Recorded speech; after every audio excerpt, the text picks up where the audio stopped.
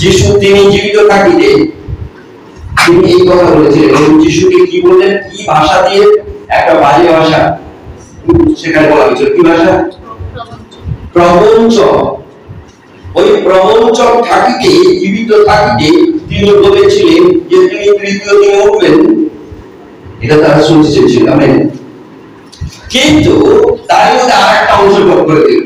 সে অংশটি কি না, তাদের শিষ্যরা এসে তুলে নিয়ে যাবে। খুব খুব পরিচিত হবে। শিষ্যরা তারা তাদের সরকার ক্ষমতা দিয়ে, রাজনৈতিক ক্ষমতা দিয়ে, ধর্মীয় ক্ষমতা দিয়ে যিশুর লোকদেরকে ছত্রভঙ্গ করে দিয়েছে। যিশু শিষ্য কজন? 11 বছর। তারপরে আমরা জানি অনেক ভেতর ভেতর লোকেরা কি হয়েছে, যেখানে আমরা একটা ধরা পড়েছি যখন গুড ফ্রাইডেতে বিশেষ যখন সমাধি ক্ষেত্রে তারা সমাধি দেয়, একজন নাম বলল যে তিনি গোপন ভাবে যিশু শিষ্য ছিলেন, আর তার নাম হচ্ছে আরমাথিয়া জোসেফ। এরপরে এরকম অনেকে ছিল। একটা বিষয় ছত্রভঙ্গ হয়ে গেছে। লাঠি আর লাঠি বলে রাজনৈতিক ক্ষমতায়, ধর্মীয় ক্ষমতায় সম্পূর্ণ যিশুর ছত্রভঙ্গ হয়ে গেছে।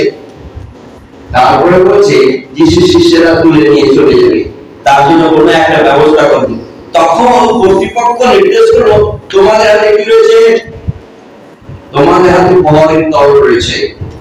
এবার তুমি মনে করলে দুজনকে রাখতে পারো, 10 জনকে রাখতে পারো, 500 জনকে প্রহরী রেখে ফেলে দাও, যাতে যিশু শিষ্যরা না আসতে পারে। এবং যে প্রহরী দলের হাতে সম্পূর্ণভাবে অস্ত্রশস্ত্র রয়েছে, এই সর্বদা চিন্তা করি তাদের অস্ত্রশস্ত্র রয়েছে তাদের হাতে। আর যিশু শিষ্যদের হাতে কোনো অস্ত্র নেই। যারা অস্ত্র দেখে ভয় ছত্রভঙ্গ হয়ে গেছে, তারপরেও বলছে যে তিনি জীবিত থাকিতে বলেছিলেন, তিনি যা বলেছিলেন তিনি তাই করেন। আমেন।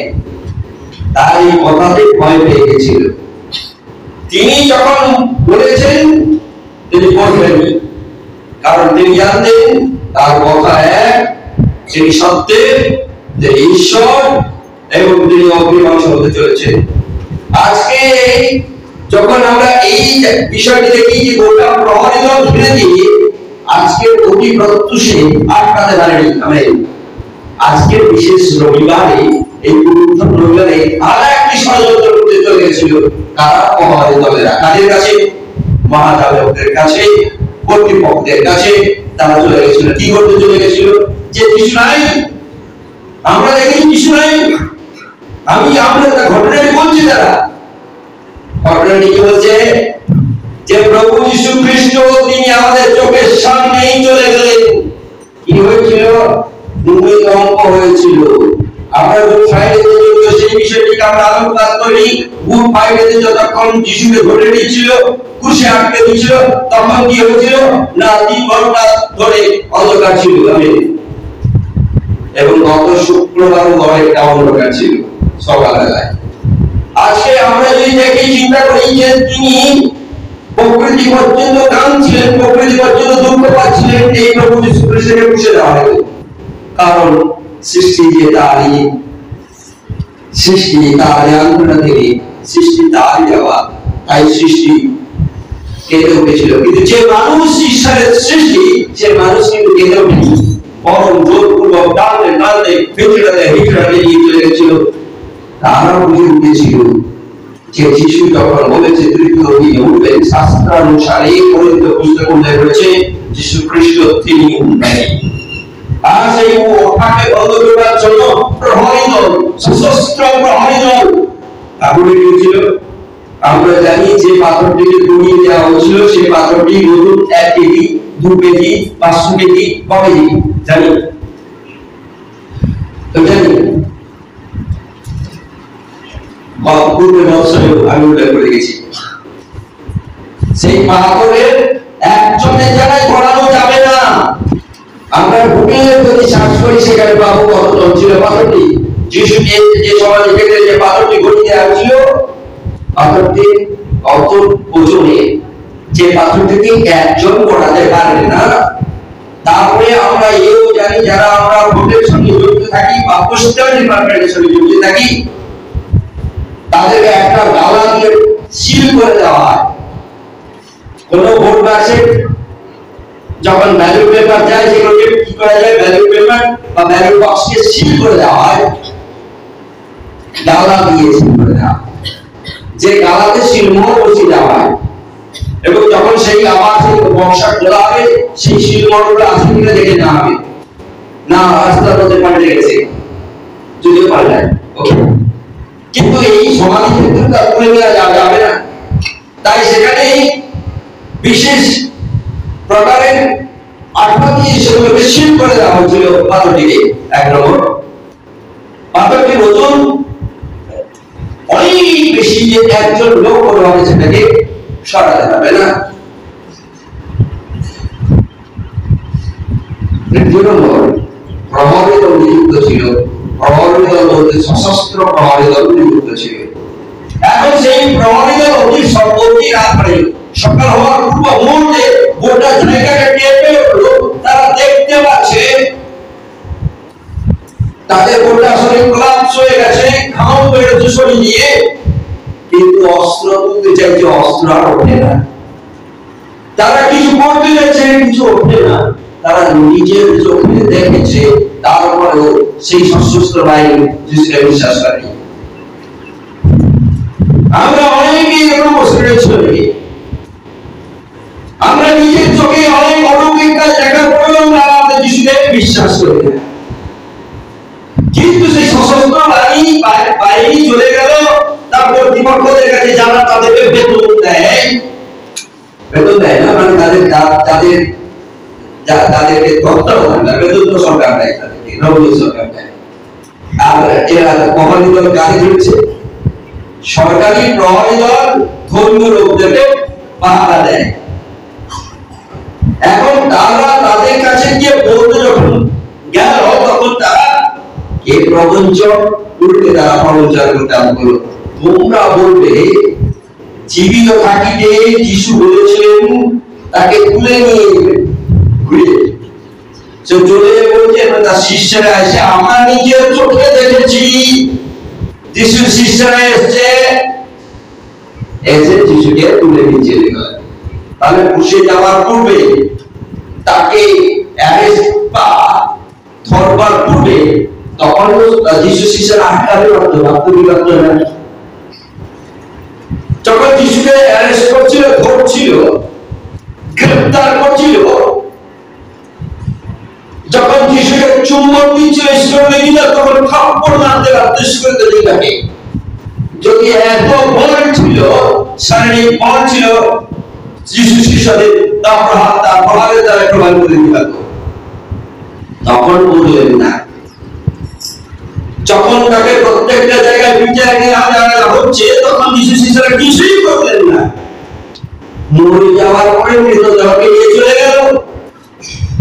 তারপরে সেই মৃতদেহকে নিয়ে বছর প্রবঞ্চক থাকতে বলতে আরম্ভ করলো। আবার এখন ঘুরে প্রবঞ্চনা কি করছে, প্রহরী দলের সঙ্গে প্রবঞ্চনার কথাবার্তা হচ্ছে, এটা তোমরা এই কথা ছড়িয়ে দাও। তারা ছড়ানোর পূর্বে আমরা পূর্বে দেখেছিলাম, তোমরা যাও, আমি গিয়ে অগ্রে যাচ্ছি। আর যিশু অগ্রে যাওয়ার পূর্বে তারা এই কথাটা ছড়িয়ে দেওয়ার চেষ্টা করলো এবং ছড়িয়েও দিল। শাস্ত্রে লেখা রয়েছে, এই যাবৎ ইহুদিরা বিশ্বাস করে, এই যাবৎ বিশ্বাস করে, এবং সেই বিশ্বাসটা যখন বড় তিনি ছিলেন, তিনি বলছেন এখন বিশ্বাস করে আমি খোঁজ খবর নিয়ে প্রত্যেকটা অঞ্চলে দেখেছি, সার্ভে করেছি, এবং এই ইহুদিরা এখন বিশ্বাস করে। বড় বলছে যিশুর সময় তিনি বলছিলেন না, যিশুর পরে তিনি এসেছেন, বলছে এমনকি আমি ঈশ্বরের প্রেরিত হওয়ার যোগ্য নিয়ে খ্রিস্ট, তারপর ঈশ্বর তিনি আমাকে প্রেরিত করলেন।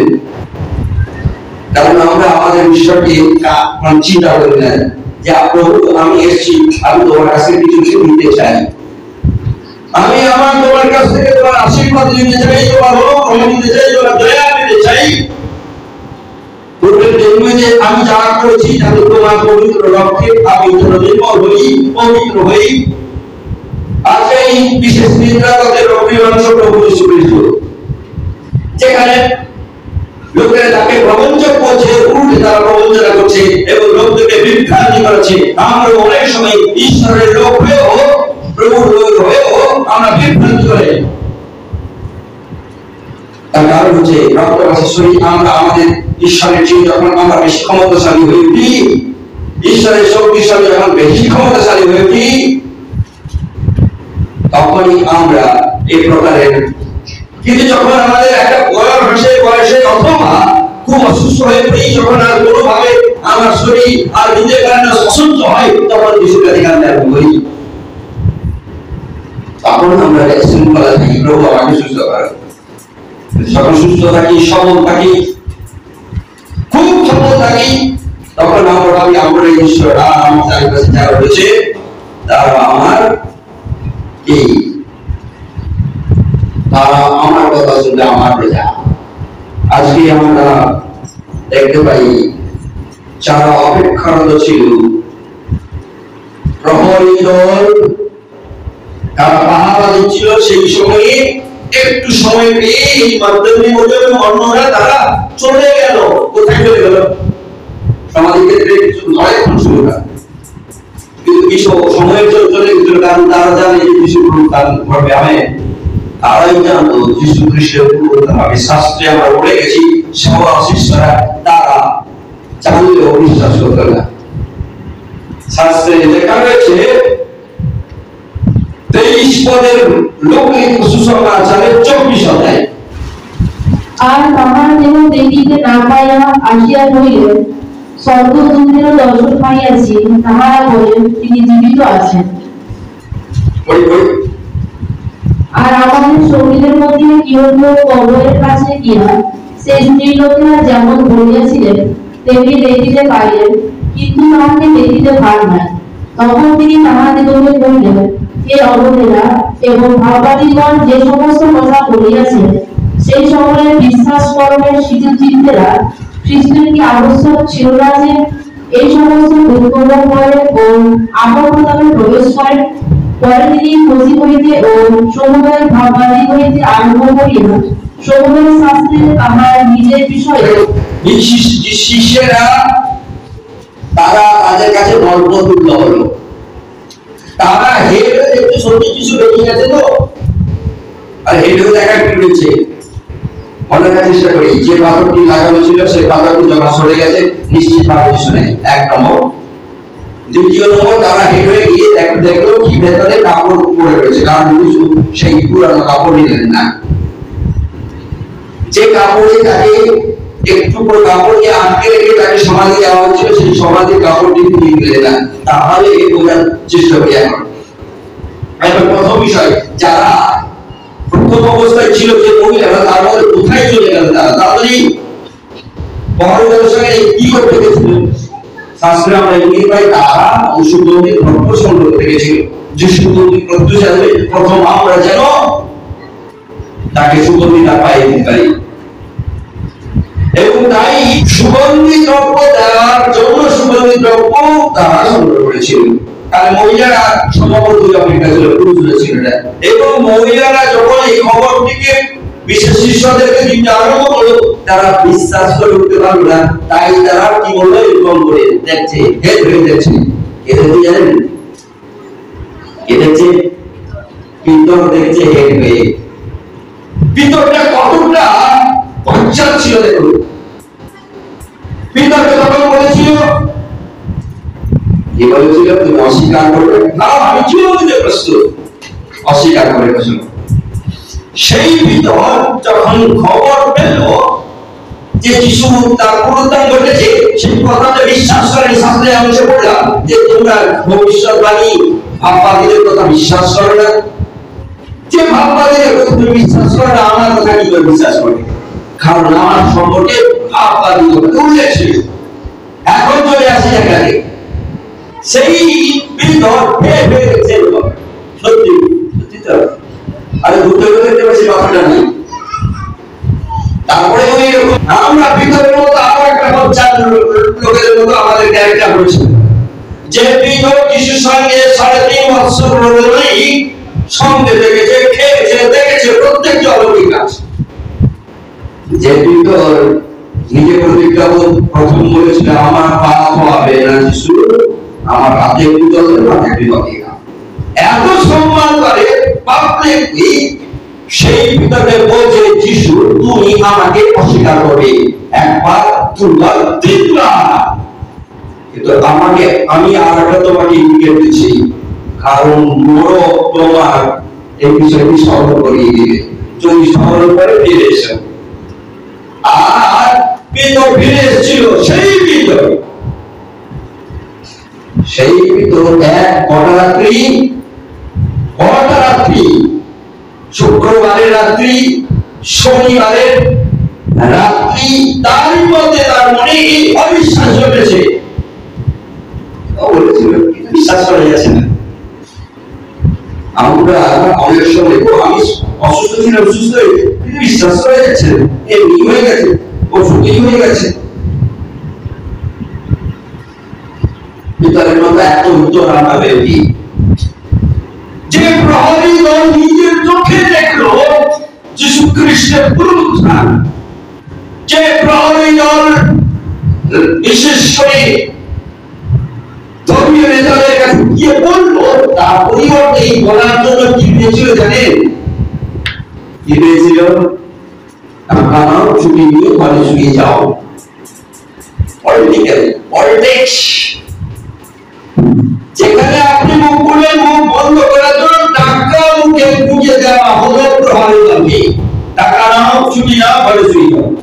আর রাস্তায় যেতে টাকা দেবে প্রচার করবে এটা যে যিশুকে নিয়ে পালিয়ে গেছে। এই প্রহরী দল যখন যিশুকে নিয়ে চলে গেল, কোথায় নিয়ে গেল, কেন টেনে নিয়ে গেল? জীবিত থাকা অবস্থায় তাকে টেনে নিয়েছিল, কিন্তু যখন মৃতদেহটাকে টেনে নিয়ে গেল, তোমরা প্রহরী দল তারপরে দুদিন খুঁজে খুঁজে আনলে গেল। তাহলে তোমরা কেমন প্রহরী দল? তাই যে রোমীয় সরকার, তোমরাও কেন চুপচাপ থাকলে? তোমরাও খুঁজে খুঁজে তোমার রেজিডেন্স দিয়ে কেন যিশু মৃতদেহকে টেনে নিয়ে গেলেন? ব্যর্থ। আমার প্রভু যীশু খ্রিস্টের কাছে সকল ব্যর্থ। ইসরায়েলের যত বৃহৎ ক্ষমতা থাকুক, সবকিছু ব্যর্থ হয়ে গেছে। আজ এই ব্যর্থ ক্ষেত্রে আমরা প্রভুকে দেখি, সুগন্ধ অবশ্যই সেই মহিলারই অপেক্ষা করছিলেন। দেখতে গিয়ে দেখে যখন পাথরখানা সরানো হয়েছে, আর সেই তেল নিয়ে কি করবে? ফিরে যাবে। তোমরা আরম্ভ করলো সকল ভাইদেরকে খবর দিতে আরম্ভ করলো, যিশু যে ভাইরা শুনে নিয়ে আর সেটা নাড়াচাড়া লাগিয়ে সমাজের ক্ষেত্রে আসে। আমাদের পুরুষের মন কি প্রকার দেখুন, একজন আসেনি যিশু সমাজের কাছে। তারা শুনেছিল, বারংবার শুনেছিল, তৃতীয় দিনে মন্দির, তৃতীয় দিনে আমার পুনরুত্থান, তৃতীয় প্রত্যেকবারই শুনেছিল, কিন্তু বলে গেছিল।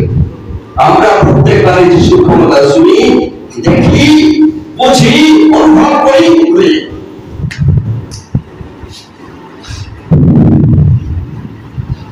যিশু তখন বেরিয়ে বললেন, মৃতদের মধ্যে কেন তুমি জীবিতদেরকে অনুসন্ধান করছো? আরে তোমরা তো সাংঘাতিক লোকেরা, তোমরা মৃতদের মধ্যে কেন জীবিত লোককে অনুসন্ধান করছো? মৃতদেহ গোটা যদি থাকে, করোনার সময় গাদা গাদা মৃতদেহ, তার মধ্যে যদি আমি জীবিত লোক তুমি পাবো? বলতো তোমরা এমন বুদ্ধু, তোমরা কোথায় খুঁজছো মৃতদের মধ্যে? খুঁজছো জীবিতদেরকে। এখানেই সমাজের ভেতরে নাই। তিনি যা বলেছিলেন তিনি তা করেছেন। কি বলছি জানেন? যে ছোট কাপড়টি ফেলে দিয়ে গিয়েছিল, সে এত বৃহৎ কাপড় পরে তাকে চিনতে পারেনি, যারা তার সঙ্গে কেউ দেখেছেন, তারাও চিনতে পারেনি যিশুকে। আমরাও অনেক সময় জেগেছি, খেয়েছি, দেখেছি ঈশ্বরের অলৌকিক প্রত্যেকটি ক্ষেত্রে, তারপরও আমরা চিনতে পারি না। আর আগামী দিনে চিনতে পারবো কিনা সন্দেহ। তাই অনেকের কাছে গল্প করতে গিয়ে আমরা দেখতে পাই শিষ্যদের কাছে এই যখন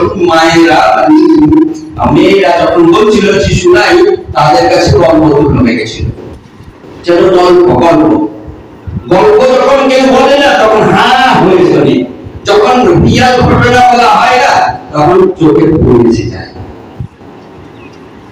তাই তাদের কাছে যখন গল্পগুলো হতো তখন তারা হ্যাঁ করে শুনতে চাইছিল, আর বের হয়ে দৌড়ে গিয়ে দেখলো কবর নাই, কাপড় অল্প করে রয়েছে। কিন্তু যিশু বললেন জীবিতদের মধ্যে তোমরা জীবিতদেরকে খুঁজছো, তারা চিনতে পারলো না তার যিশুকে। আমরা আমাদের যিশুকে চিনতে পারি? আজকের এই ইস্টার সানডে বা পুনরুত্থান রবিবারে এই যিশুটি সত্যিকারে আমার জীবনে পুনরুত্থিত? তিনি মৃত যিশু না জীবিত যিশু আমার মধ্যে? আমরা মৃতদের মধ্যে সকল দেব দেবী ওদের মধ্যে আমরা কি খুঁজতে থাকি আমার যিশুকে? অনেকে ভাবে আমরা অমুক ধর্মের, সে অমুক ধর্মের, এই ধর্মের মধ্যে কি আমরা যিশুকে খুঁজি? কারণ সেখানে তো মৃতদেরই জায়গা। আর আমার জীবিত প্রভু যীশু খ্রিস্ট, তিনি চান যেন আমরা তার অনুসন্ধান করি জীবিত অবস্থায়, মৃত অবস্থায় যেন অনুসন্ধান না করি। মৃত অবস্থায় লোকদেরকে খাওয়া নেই। যদি দেখা যায় কোন ব্যক্তি তিনি বিড়ি খেয়ে মরে যাওয়ার পরে তাকে শ্মশানে বা অন্য কোনো জায়গায় সিগারেট দিলেন, বিড়ি খেতে জীবিত অবস্থায় তাকে বিড়ি দেওয়া হয়নি, কিন্তু মৃত হয়ে যাওয়ার পরে একদিনের জন্য বিড়ি পুরা সবাই ফেলে দিয়েছে, তুই ভাববি না। কেউ যদি মাছ খেতে পছন্দ করতেন জীবিত অবস্থায় তাকে একটুকু মাছের কোনো অংশ আইস পর্যন্ত দেয়নি, মরে যাওয়ার পরে বিশেষ জায়গাতে তাকে পুকুরে ভাসি দিচ্ছে বড় টাকার মাছের বা অন্য কোথাও দিয়ে দিচ্ছে। কুকুর খেয়ে গেল, ওদের কি কুকুর হয়ে আমার বাপ খেয়ে গেল, তার বাপ বুঝে। আর এই মৃত লোকেরা আমরা দেখতে পাই যিশু বলছেন তোমরা কোথায় খুঁজছো আমার যিশুকে? তোমার যিশুকে কোথায় খুঁজছো? মৃতদের মধ্যে। তারপরে ও যিশুকে চিনতে পারে না, তারপরে সেই যিশুকে চিনতে পারে না। স্বয়ং যিশু তিনি তাদের সঙ্গে কথা বলতে দেবেন। দেখি শাস্ত্রে লেখা তিনি যিশুকে যিশু বলতে আমরা বলে তুমি দেখতে পাচ্ছ না আগে না, তখন লোকেরা ভেবে যে এই আত্মা মানে ভুল দেখুন এটাই। যিশু বলছে কোন যুগ নেই ডাইনি দেখি, তুমি তো কখনো শুনেছ মানসিক শরীর রয়েছে ওদের? শুনেছ তাদের আত্মার কোন হাড় রয়েছে? হাড় রয়েছে, আত্মার কোন হাড় বা অংশ রয়েছে, অস্থি রয়েছে? আত্মার কোন মাংস রয়েছে? আমাকে টিপে দেখো, আমি হাড় আছে কিনা দেখো, দেখো। যিশু প্রকাশে তিনি তার শরীরকে বানিয়ে দিলেন। তখন আস্তে আস্তে শাস্ত্রে লেখা হয়েছে 45 পদে লেখা রয়েছে, তখন তিনি তাহাদের বুদ্ধিদ্বার খুলিয়া দিলেন যেন তাহারা শাস্ত্র বুঝিতে পারে। আমেন। তারা যেন শাস্ত্র বুঝতে পারে, তাদের বুদ্ধি খুলে গেল। আজকের এই পুনরুত্থান বা ঈশ্বর সম্পর্কে আমাদের জন্য ঈশ্বর এর কাছে প্রার্থনা করব, প্রভু তুমি আমাকে বুদ্ধি খুলে দাও যাতে আমরা শাস্ত্র বুঝতে পারি। তুমি আমাদের বুদ্ধি খুলে দাও, চোখ খুলে দাও যেন তোমাকে চিনতে পারি। তুমি আমাকে এমন প্রকারের জীবন দাও যে জীবনের মধ্য দিয়ে তোমার শক্তি পেতে পারি। আমেন। যিশু বললেন না তুমি যে সবকে প্রচার করে দাও, তিনি বললেন প্রচার করা শেষ, তোমার কাজ হলো প্রচার করা, বলা। কে হেড হয়ে দেখবে, কে ঘুরে দাঁড়িয়ে দেখবে, কে পাহাড়ে দেওয়ার মতো পয়সা নিয়ে ছুরি নিয়ে ঘুরবে, আর কে বা প্রবঞ্চক হয়ে পয়সাটা দিলে এই যিশু কথা বলবেন আমি তোমাকে 100 টাকা দিচ্ছি, চুপচাপ চলে নাম কি? আমরা যখন ফেসবুকে অনেক ক্ষেত্রে দেখি, যখন আমরা এই ঈশ্বরের করে অনেক লোকেরা ঢুকে গিয়ে সেখানে বলে আমি খ্রিস্টান হবো, কত টাকা দেবেন বলুন। আমি যদি তাকে উল্টে বলি তোমার ধর্মে আমি যাবো, তুমি কত টাকা দিন বলো। বুঝলে এই ননসেন্স কথা লেগে। কারণ আমরা যখন এই এই ঈশ্বরের পবিত্র বাক্য যখন অপেন জায়গাতে করি, তারা সেই অপেন জায়গাতে তারা বলে আমরা সেসব জিনিসগুলোকে ডিলেট করে দিই, কারণ মানুষকে কনফিউজ করা হয়। বলে কত টাকা দেন, আমি যদি তাকে প্রশ্ন করি আজকে আমি তোমার ধর্মে যাবো, তুমি আমাকে কত টাকা দেবে? আমি শোনো, কিন্তু আমি তোমার ধর্মে যাবো, কিন্তু মনটা আমার টাকা দিয়েছিল আমি সেদিন সেদিন মরিয়ম এবং সকল মহিলাদের মন ছিল যিশুতে, তাদের সম্পদে মন ছিল না। মন আমরা চিন্তা যখন আমরা প্রভুকে আটকাই, আমরা যদি ধর্মে নিয়ে কেন কোন প্রকাশ করতে না, আমাকে কোনো পেশাকালেও আমি আমার মনকে নিয়ে যাবো না, কারণ পেশাবের সঙ্গে আমার মনের কোনো বিবাদ নেই। কারণ মন যদি জোর করে মনে করে তোকে ধর্ম পরিবর্তন করার জন্য গরুর লোক জিনিস খাওয়া, ওই সঙ্গে কেউ বলবে গরুর মাংস খাইয়ে আমি তোকে ধর্ম বিরুদ্ধ করবো, ওই সঙ্গে আমি খেয়ে নিলাম, কিন্তু আমার ধর্ম চলে যেতে পারি, কিন্তু আমার যিশু আমার কাছ থেকে যাবে না। আমাকে কোনো শক্তি আমার যিশুর কাছ থেকে সরিয়ে নিয়ে যেতে পারবে না।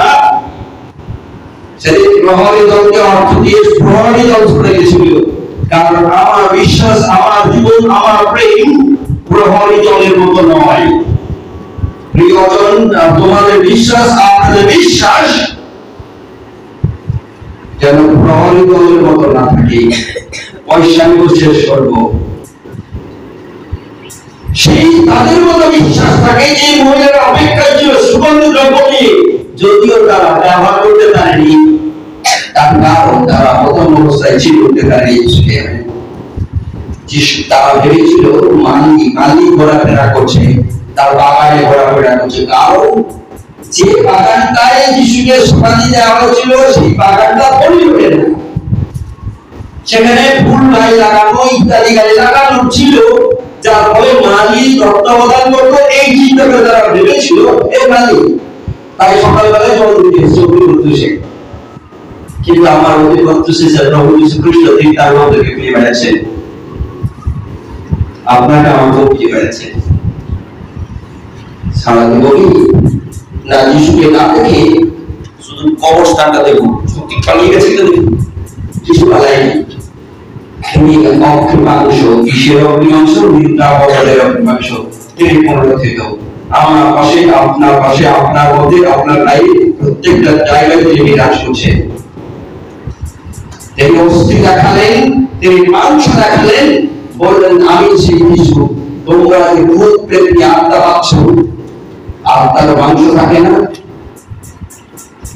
আত্মার হাড় অস্থি থাকে না, আমি সেই যিশু। পরবর্তীতে আমরা জানি যে যিশু বললেন আমাকে কিছু নাও খেতে, আমি খেয়ে দেখাচ্ছি, আত্মা খাই না, আমি খেয়ে দেখাচ্ছি। যখন কোন ভূত বা ব্যক্তি খায়নি, আমরা জানি যখন অন্যের সে একা ডাইরেক্ট খায় না, কোন লোক মারা যাওয়ার পরে যান সে যদি ভূত হয়ে থাকার চেষ্টা করে কারোর উদ্দেশ্যে, কারোর না কারোর ভেতরে থাকে, কোন মানুষের ভেতরে থাকে, কোন জীবনের ভেতরে থাকে, তখন সে যদি কোন কাউকে ভূতে যদি ধরে, সে তাকে কোনদিন খোঁজ নিত না, ভূতে ধরার পরে সত্যি হয়ে গেছে। ভূতে তাকে কোনদিনই সে বাংলা বলতো না, হঠাৎ ভূতে ধরার পরে বাংলা বলছে। আমাদের গ্রামে এরকম ঘটনা ঘটেছে, আরে সে কোনদিন বাংলা বলে আগে তাকে মন্দ আপনার পাওয়ার পরে সে সুন্দর বাংলা বলছে, ভূতের বাংলা শিখল, কে তাকে ট্রেনিং করলো?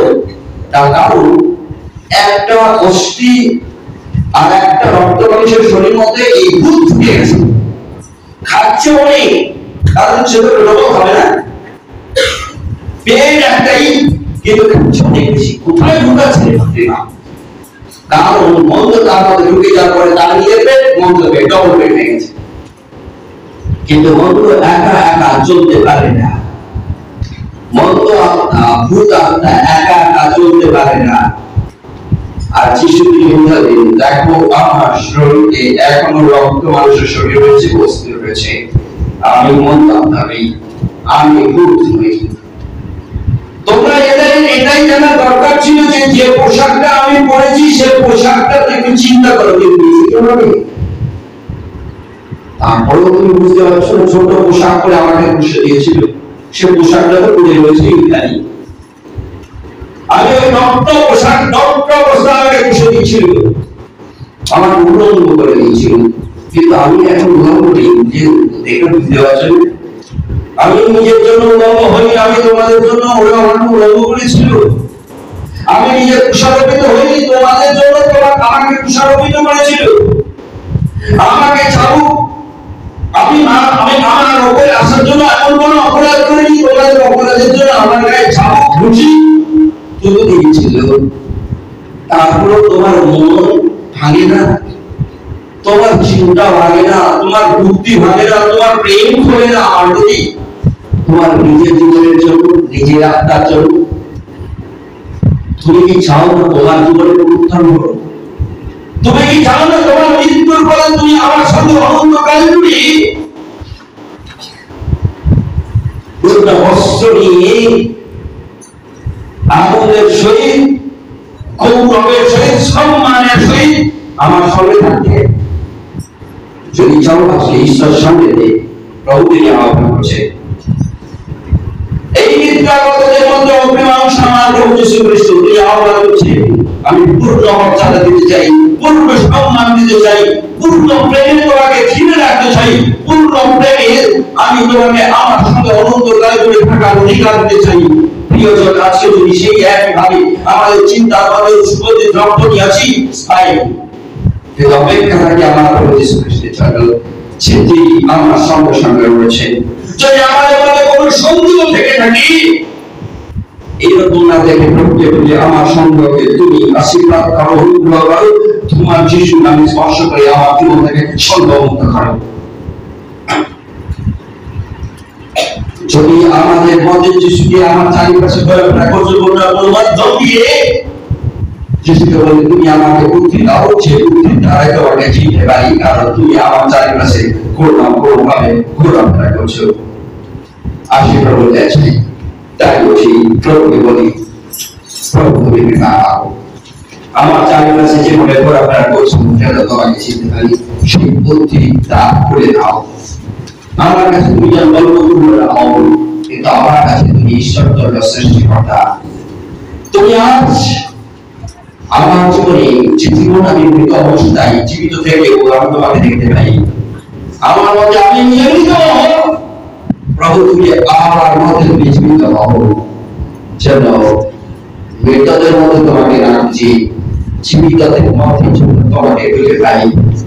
আমাকে সাহায্য করো, যেন তোমার দয়া অনুগ্রহে আমার জীবনের ভেতরে যে বৃহৎ পাথর রয়েছে, যে পাথরের জন্য আমি তোমাকে দেখতে পাই না, স্মরণের মতো আমার সেই শক্তি নেই, এই সন্দেহ পাথর তোমার হাত দিয়ে পাথরকে শুকাও আমার মনের দরজা থেকে, যেন তোমাকে প্রতিদিন দেখতে পাই, তুমি আমার মধ্যে ছিল। হালেলুয়া, প্রার্থনা করি প্রভু দয়া চাই। প্রভু যদি কাউকে স্পর্শ করেছেন মুখ খুলে বলি, প্রভু আমার জীবন থেকে পাথর সরাও, যেন তোমাকে চিনতে পারি, বুঝতে পারি, দেখতে পাই, এবং সঙ্গে সঙ্গে হাঁটতে শিখি।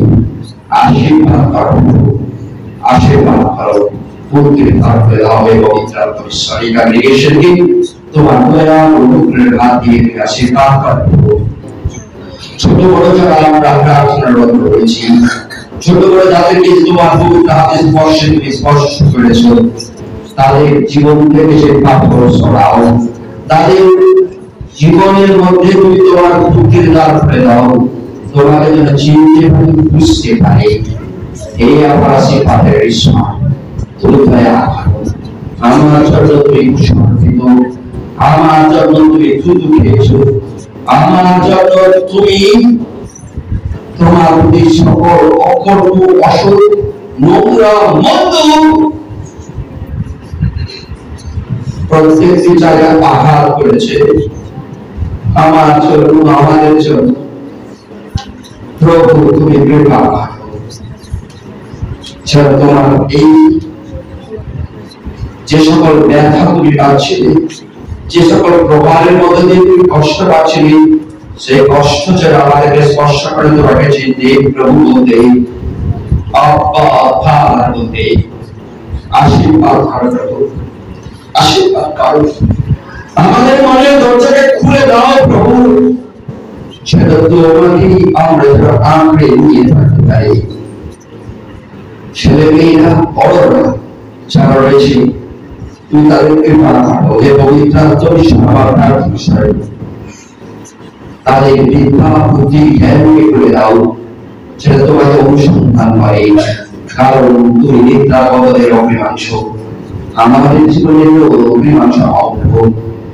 আমরা অন্ধ, আমাদের মতো অন্ধদের তুমি অমীমাংস হও। আমরা বিবেক বুদ্ধিহীন, এই বিবেক বুদ্ধিহীনের মধ্যে তুমি অমীমাংস হও।